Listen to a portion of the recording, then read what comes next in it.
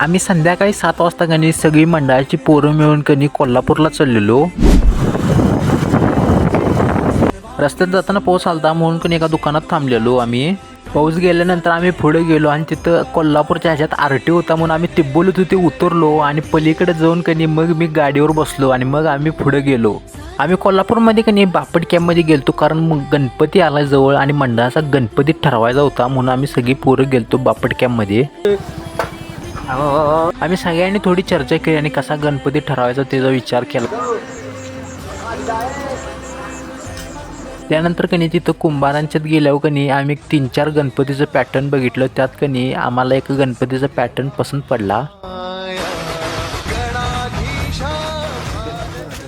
त्या कुंभारांसंग कनी थोडी चर्चा करून कनी आम्ही हा गणपती फायनल केला आणि हा गणपती आम्ही बुक करून ठेवला ह्या प्रभावळा सोबत. आजच्यासाठी एवढंच. तुम्हाला भेटतो मी पुढच्या नवीन ब्लॉगमध्ये.